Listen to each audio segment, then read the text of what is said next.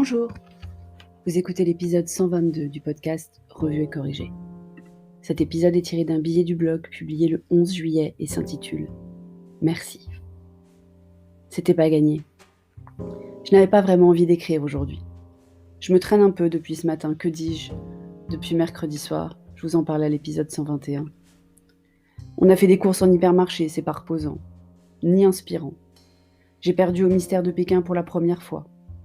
J'étais concentrée sur la newsletter pro à envoyer lundi matin, à finir avant ce soir, pour profiter de nos 2 jours de balade à droite à gauche du long week-end.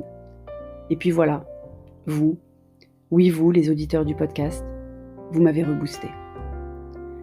Je vous en ai déjà parlé à l'épisode 108. Je ne suis pas fan des Vanity Metrics. Mais soyons honnêtes, il n'y a que les femmes minces qui disent ne jamais se peser. Donc je passe de temps en temps sur mon nombre d'écoutes du podcast. Et aujourd'hui, samedi 11 juillet 2020, à 16h, j'en suis à 10 099 écoutes.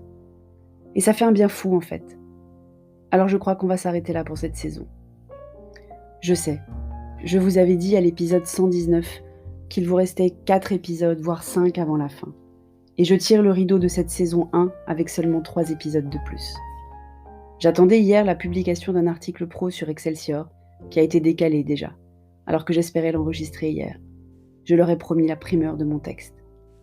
Et même si j'avais imaginé écrire aussi demain, en fait notre week-end est trop chargé pour que je puisse décemment écrire sans gâcher soit la qualité de la journée en famille et entre amis, soit la qualité de l'écriture. Et j'aime pas baisser la qualité. Parce que notre week-end est vraiment chargé. Je refuse de prendre la route les jours de grand départ, donc on ne roulera ni aujourd'hui ni mardi, mais on fait des sauts de puce dans la région demain et lundi. Un avant-goût des vacances qui ne démarrent pas encore, mais qu'on sent toutes proches. Ce paragraphe est inspiré par Petit Dom qui voulait que je vous parle de notre week-end. Il a hâte. On va chez des gens avec piscine les 2 jours. En plus, il me reste une tonne de choses à faire dans les jours qui viennent. Entre fin de mission, préparation du départ, solde, avant le départ en vraies vacances. Je ne sais pas vous, mais je trouve qu'on est encore plus fatigué que les années précédentes à la même période. Le confinement, l'angoisse, les gestes barrières, tout cela contribue à un drain psychologique que je trouve plus prononcé qu'à l'accoutumée. Je ne suis pas la seule, j'imagine. Mieux, je le sais, au détour de conversations avec des amis, des clients, des commerçants. Ce mélange de fatigue physique et mentale, ces nouvelles scientifiques anxiogènes et toujours aussi peu compréhensibles, ce flou artistique sur l'avenir de dans 3 semaines. Parce qu'on ne sait toujours pas. On ne sait pas si le virus va revenir vite ou moins vite, on est quand même à peu près sûr qu'il va revenir. On ne sait pas si nos hôpitaux sont vraiment mieux préparés.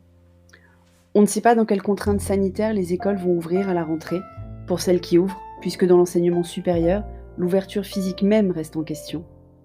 On ne sait pas pourquoi les hommes s'en sortent moins bien que les femmes. On ne sait pas si ça provoque des AVC ou le syndrome de Kawasaki. On ne sait pas si l'hydroxychloroquine fonctionne ou pas. Alors je vais arrêter de coucher sur le papier et de mettre dans ma voix toutes mes angoisses pendant quelques semaines. Pas sûr que ça me permette de les oublier, mais ça se tente.